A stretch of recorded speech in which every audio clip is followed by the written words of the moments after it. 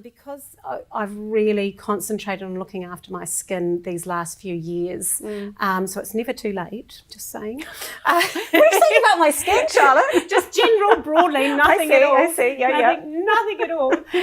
Is that I now feel really comfortable going out without wearing makeup. Now, I did not feel comfortable 5 years ago doing that.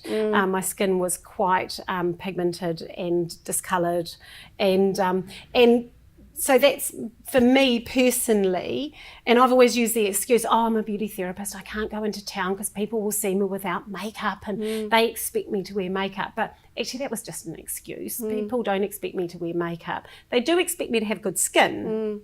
I think that's really interesting. To me, that is empowerment, because you can wear it and feel good, but also you've got the power to say, I don't need to. Absolutely. Yeah, and so and it's I mean, I love it. I love going into town without having to wear makeup like I used to, or feeling like I used to have to. So it's and that's exactly it, empowerment.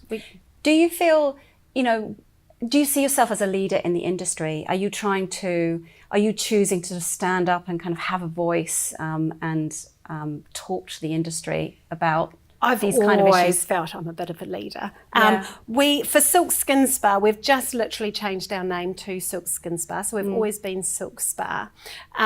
It's such a tiny change, but for us it's huge. So we either get perceived as a day spa or as a skin clinic. And a day spa is more about just the relaxation and the fluffy, and a skin clinic's all about the skin, and it's all very clinical and lie down here and this is what we're going to do. Whereas we're a fusion of the both.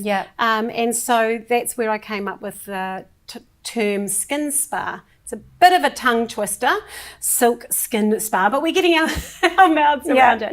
And I think that in itself is going to be quite a big movement going forward. My team are highly trained. I can't send them away on enough courses because, again, skin is so important, and I don't care what people say, we generally, and men, we want to look good, and if we've got good, strong, healthy skin, we are going to feel better about ourselves, and by feeling better about ourselves, we're going to be able to rock this world. And so because of that, we really focus on the new trends, spend a lot of time on trying to decipher what's trends and what's just gimmicky, because of course it's a very gimmicky industry, so we have lots of fun with that. But I've always been known as the voice. I have a very loud projecting voice. I walk in the room and everybody can hear me, and I do feel I have something to say, and I'm very passionate about women's rights and equality, and and I just think we are getting there, but it's a hard road. I'm also not one who likes a helping hand, though. I think women, we're awesome. We don't need helping hands. We can do it ourselves. But to do it ourselves, we need to build this network of women to help each other up. A strong woman's only as good as all the women beside her. Yeah, absolutely. And also we need people with voices that can actually help move us forward, that aren't afraid to sort of stand up and challenge, which you obviously are doing in the beauty industry. I know you've said that you hate that word in itself because it implies something that's very superficial when real beauty is sort of coming from within.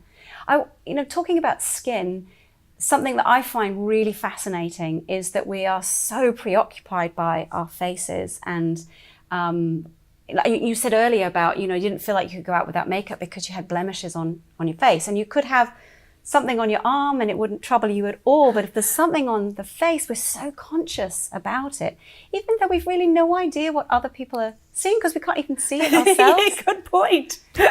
So kind of that's really fascinating to me. Do you sort of have any thoughts around that? Well, I guess our eyes you are the soul of our body, aren't they? I mean, you look into people's eyes.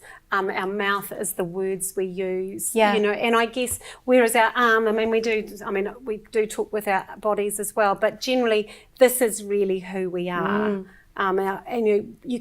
Hands are expressive. Bodies aren't necessarily, unless you're going to dance your conversation. Yeah, that's right. Generally, for most this people doesn't actually move from here down. So I think because this is who we are. This is how people see us. People don't recognise you because of your arm. They recognise, mind you, they do recognise me because of my voice. People don't need to actually see me to know it's me.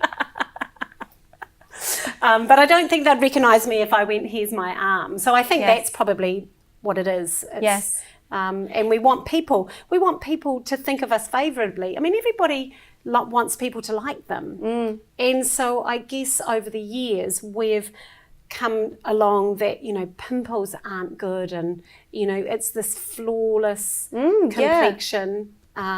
Really funny, you know, different races. I mean, us who have been blessed with this white skin all want dark tans.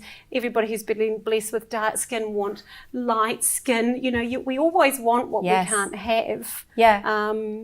And what is that? What is that? Yeah. What is perfection? It's really...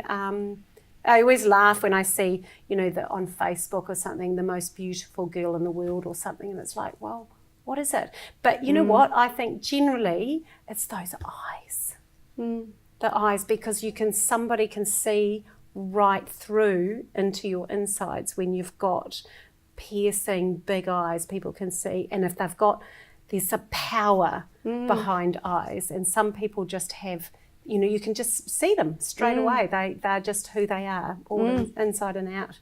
That's interesting, isn't it? Because when we think about makeup, a lot of it is centered around the eyes, drawing people to our eyes. Absolutely. And even with, I mean, for instance, Botox is becoming it's a trend, isn't it, in beauty at the moment? And a lot of that is centered around sort of getting rid of the wrinkles. No one fusses about these wrinkles, do they? But it's all about these ones around the eyes and, you know, in the forehead. So that's kind of interesting in itself. We've got this sort of hang up around what our eyes look like.